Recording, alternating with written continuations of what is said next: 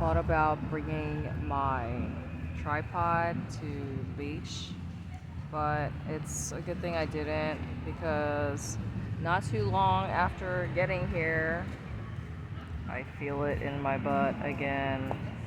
Holy shit. I mean, it's like, what am I supposed to do? If I start wearing diapers and I accidentally shit myself, I'm still just gonna wanna like go back and not come back out. I'm telling you, man, I think it is important that I share, how the food poisoning or diarrhea is affecting me, because for anybody who has never been to Southeast Asia, this is a reality of coming here. And I was aware of it, I just was hoping that my body would eventually adapt. But 3 months in, January, February, March, April, I mean, I'm just gonna go to another country that's got, poor food handling habits, right? I really doubt it's going to improve, is my point.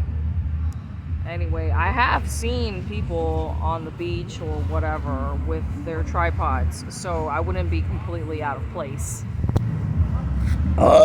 Excuse me. It's starting to get late, and I was telling you guys, I'm also trying to figure out what is a good schedule for me, right? Because I know I like avoiding the sun, but the bad drawback about starting later in the day is obviously the food is not going to be as fresh, right? Because that time I told you guys I bought a bunch of shit from the supermarket, well, I tasted that at least one of them was starting to go bad. I could taste that it was starting to go bad. It's like, well, if you taste that it's already starting to go bad, why are you still eating it? I just don't like wasting food. I told you, I just threw a fucking avocado into the ocean because, something is gonna fucking eat it. I don't care what it is. Something in that water is gonna fucking eat. Mostly it's probably gonna be fish. But there's other things like crabs, shrimp, etc. I told you I saw thousands of fish along the shore when I was walking on the beach the other night. Anyway, I didn't even get to finish talking about the massage. Oh fuck, totally went over time. You see, I don't like feeling rushed at all. The other thing is, so with the Thai massage, typically you're supposed to be clothed, right? And usually it does not include fucking oil. Because usually the oil massages are the ones where you strip down completely naked. Well, when I entered, the host or reception was asking me if I wanted oil, and I was like, no. I mean, if you know what a Thai massage entails, you would know that typically they're clothed and does not include oil. Well, so then after the chunkier girl took me to the back, then she asked me if I wanted whatever the fuck the herbal balm she showed me, and that shit was you know how you feel some of the ointments and it's got a cooling sensation. So she rubbed all that shit on me. Well, really, I shouldn't have gone to get the massage so soon right after finishing dinner. After I ate dinner, I was sitting there watching because I was watching the guy who built a natural oasis or habitat on his property. So that was over an hour long video. that's the one thing I do like about being in Vietnam is like back as compared to the States. Is in the States, it's always like hustle bustle, and they serve you, and then they kind of like want you to get the fuck out. I mean, to be blunt, because they need to make their tips, right?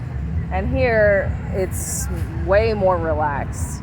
So like in the States, I would even feel guilty for, you know, taking up space and taking too long to finish my beverage or meal, right?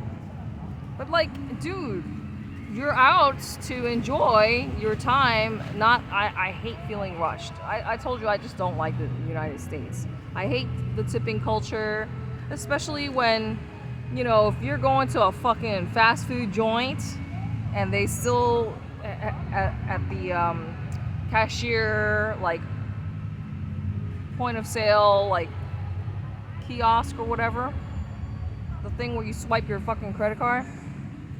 Sorry, there's something in my teeth. They already like program it so that it asks you how much you want to tip them.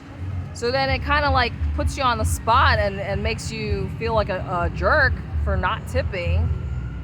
You know, I really just feel like instead of calling it a tip, just change the words around. Instead of calling it a tip, just call it a service charge.